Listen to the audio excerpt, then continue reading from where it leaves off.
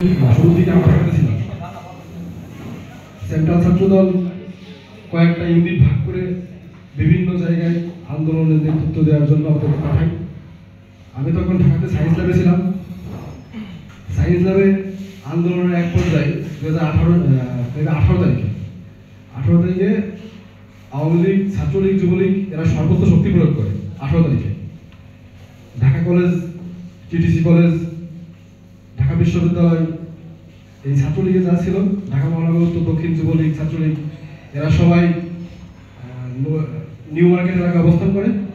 আমরা ধানমন্ডি 3-এ অবস্থান করি। দুপুর 2টা নাগাদ সংঘর্ষ যখন চরম পর্যায়ে পৌঁছায়, পুলিশ আমাদের দিকে প্রচুর পরিমাণ টিয়ারশেল, বুলেট এগুলো নিক্ষেপ করে। এক পর্যায়ে টিটিসি কলেজের সামনে থেকে আমরা ওদেরকে দাবড়ায় নিয়ে যাওয়া হচ্ছে ঢাকা কলেজের সামনে পর্যন্ত। তো ঢাকা কলেজের ছাদ থেকে যখন অতর্কিত হামলা বা ইট গুলি টুলি বর্ষণ করে, আমি এক পর্যায়ে ঢাকা কলেজের গেটের সামনে পড়ে যাই, মাথায় ইট লেগে। তো আহত হওয়ার পরে ওইখানে কাছাকাছি একটা হসপিটাল ছিল পপুলার, ওই দিন ওইখানে ভর্তি হওয়ার মতো কোনো অবস্থা ছিল না। মানে এতটাই খারাপ অবস্থা যে ওই দিন ছাত্রলীগের সবুজ একটা কর্মী খুন হয় এখানে, আর আমাদের ছাত্র দলের বা এই বৈষম্যবিরোধী ছাত্র আন্দোলনে যা ছিল এদেরও 3 জন খুন হয়, মারা হয়। তো একটা ছেলে মারা যাচ্ছে, আগে পর্যন্ত পপুলারে ভর্তি করে দিই, আমাদের ভর্তি হওয়ার সুযোগ ছিল না। আমার বুকে ইট লাগে, মাথায় ইট লাগে।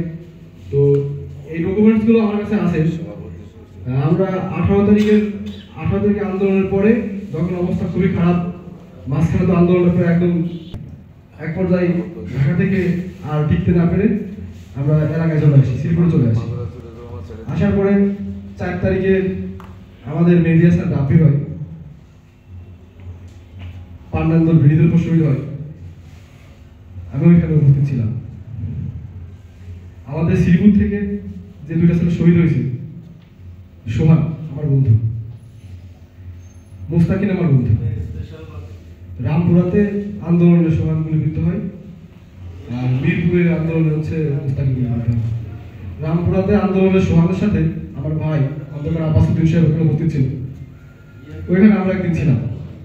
তো ওইখান থেকে আসার পরে 4 তারিখে আন্দোলনটা হয়ে যাওয়ার পরে 5 তারিখে যখন পদত্যাগ করলো শেখ হাসিনা, চলে গেল দেশ ছেড়ে পলায়। তার পরবর্তীতে এই যে আহত নিহত যে লিস্টগুলো হয়েছে, এই আহত লিস্টগুলা কিভাবে হয়েছে বা কারা করছে এগুলো আমাদের সাথে কোনো যোগাযোগ বা আমি এগুলো জানি না। তো এখন এখানে আমার যে ডকুমেন্টসগুলো ছিল সেগুলো সবকিছু আমি অ্যারেঞ্জ করছি, হসপিটালে কাগজ অ্যারেঞ্জ করছি।